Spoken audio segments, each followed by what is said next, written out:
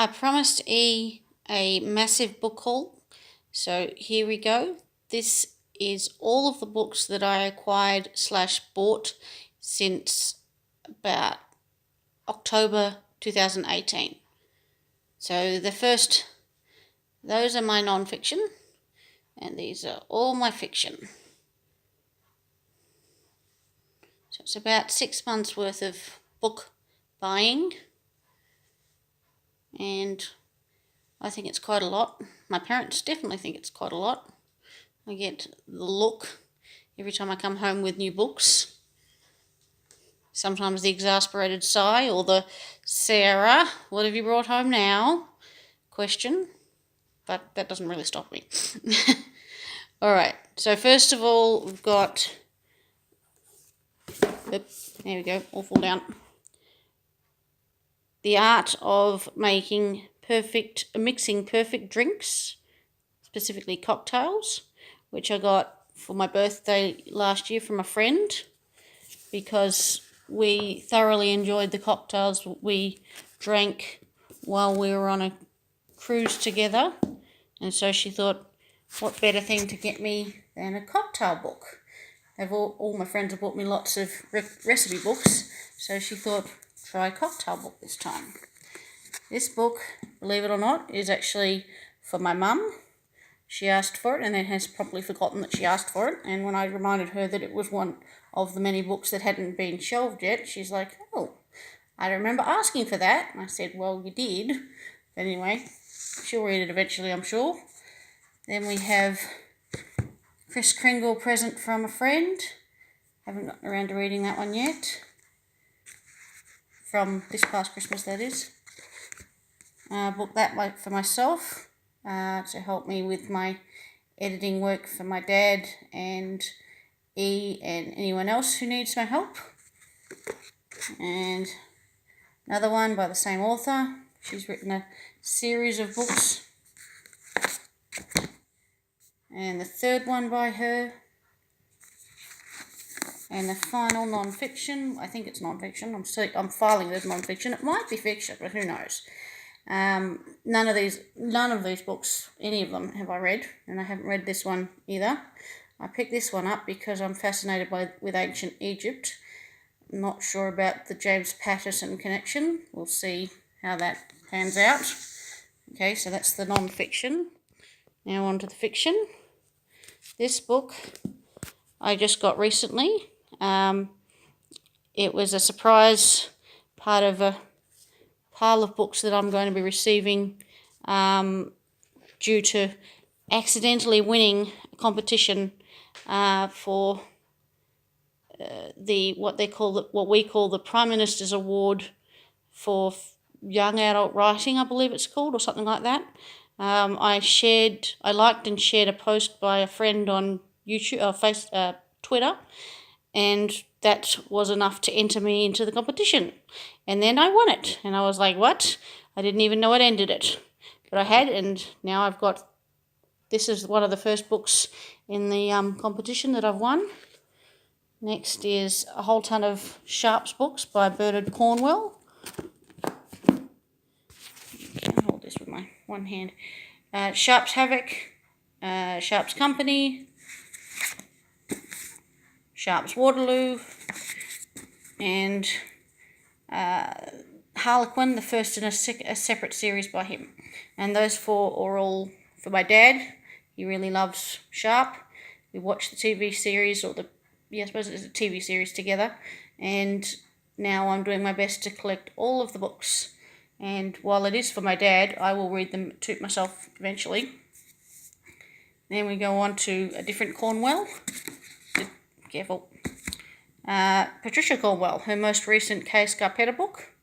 I haven't read it. As I said, I haven't read any of these books, and it'll take me a while before I get around to reading it. Next, we've got Jeffrey Deaver, one of his, the series with the character Catherine Dance. I haven't read any of that series.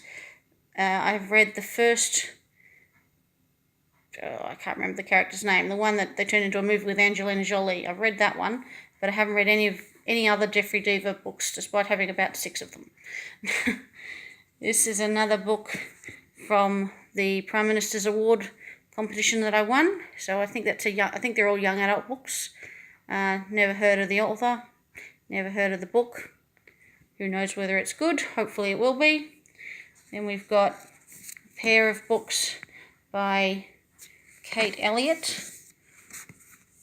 I need to be taller here. Spirit Gate, which I bought randomly from the Brotherhood of St. Lawrence, my local charity bookstore.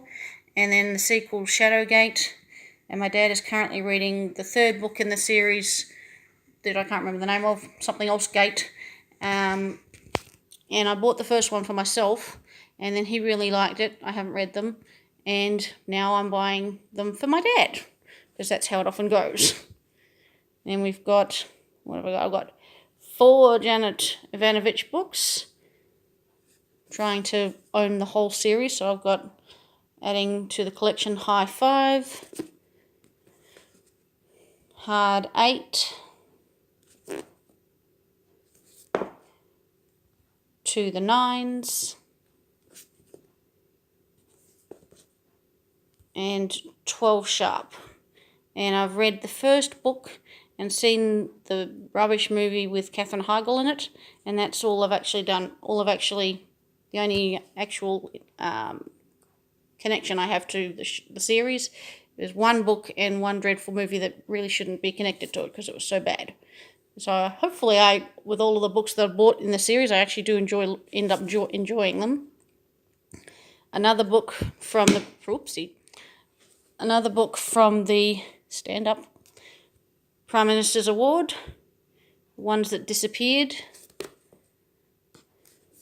random charity bookstore pickup, Scott Frost, Never Fear, not picked up because of the same last name, just randomly. I have I think 1 or 2 other Scott Frosts in my library, which I will one day show you. And now we're on to Sue Grafton, P is for Peril. And this one, a very good friend of mine who I met through Goodreads, Heather, she went to a book sale in her local area and bought them for me and then shipped them over from America to me. So I'm very, very grateful for her generosity in doing that. And that's Cures for Quarry. And then this one I picked up at the local charity bookstore. Again, I'm a big customer of those. S is for Silence. And this one is another of Heather's finds. V is for Vengeance. And another one that I found. Y is for Yesterday. Charity bookstore find again. The Ghost by Robert Harris. I don't really know why I picked it up. I think I thought it sounded interesting. But I don't know if I read the back of the book before I decided that. So it doesn't sound exactly the way I thought it was going to be. Yeah, stand up. Stand up. Stand up. Alright. There we go. Carolyn Kapnis's You. I'm looking forward to reading that before I watch the show.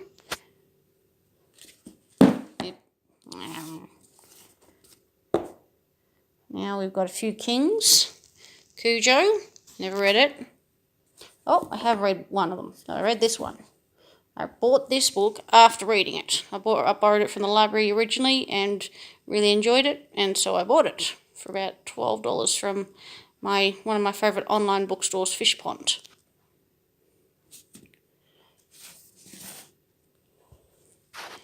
Another friend's most favourite King book, Landon's favourite book. I think I've got the same copy as he does, although mine's a bit more tatty looking.